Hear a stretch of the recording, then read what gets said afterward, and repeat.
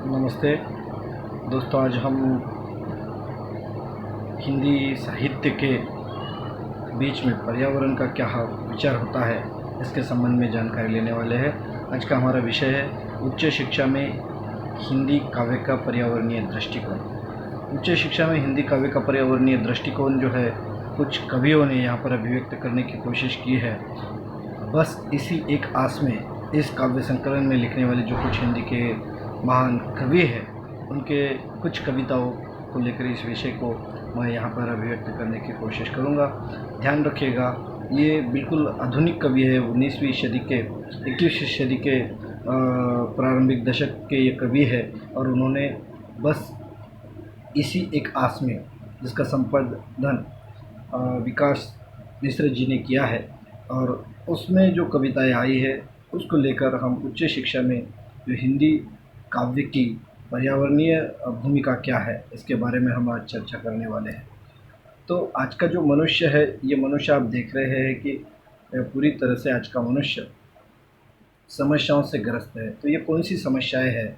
तो वर्तमान मनुष्य की जो समस्या है वो वैश्विक तापमान से परेशान है। मौसम की स्थितियाँ बहुत परिवर्तनीय होती है। आज आप देख रहे हैं कि बहुत बार धूप काल में भी बारिश होने लगती है और ये जो मौसम है ये मौसम पूरी तरह से परिवर्तनीय है और अस्थिर मौसम आपको दिखाई देता है। और बढ़ती जनसंख्या भी एक महत्वपूर्ण साधन है। बहुत बहुत बड़ी बीमारियां भी फैल रही है, संसर्ग बहुत बड़ा फैल रहा है और इसके कारण ये भी एक समस्या विभिन्न देशों में या फिर संपूर्ण विश्व भर में फैल रही है। महंगाई की भी समस्या है, महंगाई बड़े मात्रा में यहाँ पर बढ़ रही है। इन सभी समस्याओं के पीछे कारण क्या है? तो ये यहाँ का एटमॉस्फेयर है, यहाँ का पर्यावरण है। और पर्यावरण किसे कहते हैं इसके परिभाषा हम यहाँ पर देखने की कोशिश करते हैं।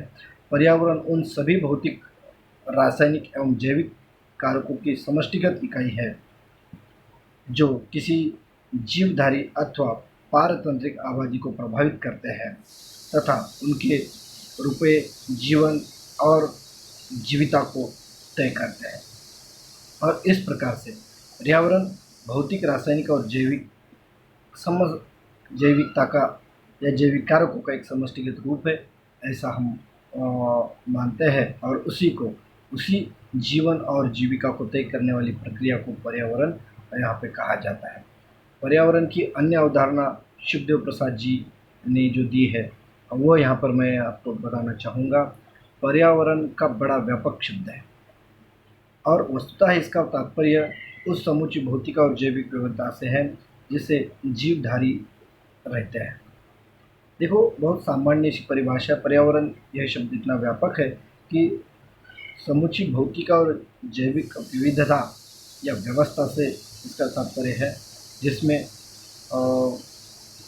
यहाँ पर बहुत सारे जीव रहते हैं, पढ़ते हैं, पनपते हैं और स्वाभाविक प्रवृत्तियों के अनुसार अपना विकास करते हैं।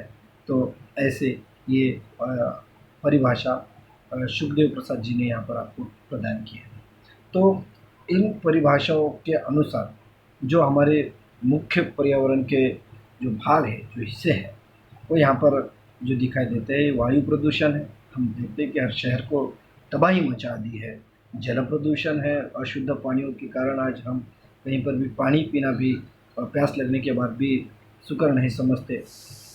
ध्वनि प्रदूषण है, ध्वनियों का बहुत बड़ा यहाँ पर जो इस पिक्चर में आप देख रहे हैं कि कितना बड़ा प्रदूषण है, आवाज़, शोर सभी तरफ से मचा हुआ है। मृदा प्रदूषण है, जो हम अन्न खाते हैं वो भी कितना शुद्ध है, अशुद्ध है या नहीं है, इसके बारे में हमें कोई शाश्वती नहीं है। तो ऐसे माहौल में हम यहाँ पर ये विभिन्न प्रदूषणों के बीच में जीवन जी रहे हैं। तो इनके बारे में हमारे कवि क्या कहते हैं? ये वनों का रक्षण और संवर्धन करने की जो बात है, ये हिंदी के कवि अनहर आशमी जी ने कहा है। वो कहते हैं, वन में वृक्ष का वास रहने दो, झील झरने में सांस रहने दो। वन में वृक्ष का वास रहने दो, झील झरनों में सांस रहने दो, वृक्ष होते वस्त्र जंगल के, छीन मत लो लिबास रहने दो। कितनी सुंदर यहाँ पर कविता अनहर आशमी जी ने यहाँ पर अभिव्यक्त की है कि वन और वृक्षों में वास रहने दो, वन में वृक्ष रहने दो, इतना ही नहीं, झील झरनों की जो सांस है वो भी रहने दो। झील झरने बहते होने चाहिए, और बहते रहेंगे तो बिल्कुल स्वच्छ और सुंदर साफ सुथरे रहेंगे, और इसको रोकना नहीं चाहिए। वृक्ष वस्त्र के जंगल के वस्त्र होते हैं, और वो छीन लेने का काम आज का मनुष्य कर रहा है, ऐसा यहाँ पर हाशमी जी कहते हैं। देवेंद्र कुमार मिश्रा नाम के आधुनिक जो कवि है, वो अपनी कविता में कहते हैं कि विरासत में बच्चों को क्या दी जाए। मनुष्य सब कुछ बच्चों के लिए कमाता है, और बच्चों के भविष्य के लिए सब कुछ करता है, लेकिन हम भविष्य को विरासत में बच्चों को क्या देकर जाएंगे, क्या देना चाहिए और क्या देकर जा रहे हैं, इस बारे में ये कवि यहाँ पर देवेंद्र कुमार मिश्रा जी कहते हैं। कारखानों की निकलती हुई दूषित वायु देंगे बच्चों को, क्या देंगे? वृक्षहीन भूमि देंगे अपने लाडले को, या जो उनकी सांस लेने के लिए उसको मास्क लगाना पड़े? मास्क भी एक बहुत बड़ा उत्तरदायित्व आज निभा रहा है। हम देख रहे हैं कि कोरोना जैसा विषाणु फैल रहा है और हमें मास्क की ज़रूरत पड़ रही है। इतनी विषारी वायु हमारी बन गई है, और इसके कारण अब क्या हम बच्चों को ये वातावरण दे जाएंगे, ये वृक्षहीन भूमि दे जाएंगे, या फिर विरासत में बच्चों को कारखानों से निकलती हुई दूषित जल देंगे, दूषित वायु देंगे? क्या देंगे वो हम बच्चों को? ऐसा है हमारा कवि कहने लगता है। बिहारी लाल जी क्या कहते हैं? बिहारी लाल जी कहते हैं कि तुम इस घुटन भरे वातावरण में जी नहीं सको। हमारा वातावरण इतना दूषित हो गया है कि तुम्हें जीने के लिए ऑक्सीजन का सिलेंडर लेकर चलना पड़ेगा। और बिल्कुल यही हालात हमारे आज वर्तमान में यहाँ पर सॉरी हमें दिखाई देते हैं। और इतना ही नहीं, तो हमारी डॉक्टर सुरचना त्रिदेवी, ये जो कवयित्री है, बिल्कुल आधुनिक कवयित्री है। आज उनका लेखन कार्य जारी है, 21वीं सदी के पूर्वार्ध की कवयित्री है, और उन्होंने कहा, यह गंगा है वही भगीरथ तप से जो धरती पर आई। यह गंगा है वही भगीरथ तप से जो धरती पर आई, शिव की परम शक्ति ने जिसमें एक नियंत्रित गति दिखलाई।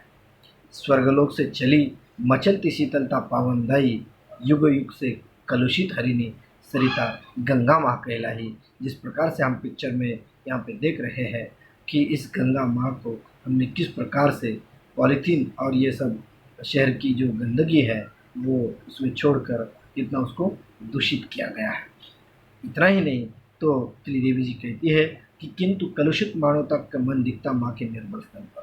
पॉलीथीन उच्छिष्ट या मलिनता, ये जो मृदुल वसंत है, वो माँ के स्तन पर हमने छोड़े हैं, इस गंगा माँ में छोड़े हैं। इस पर भी जब तुष्टि न मिली, बांध बंधों को कस डाला, घोल दिया लहरों में जहर शिवर का नाला। और शहर का जो नाला है, ये नाला हमने इस गंगा में छोड़ दिया है, और इस जल को हमने प्रदूषित किया है।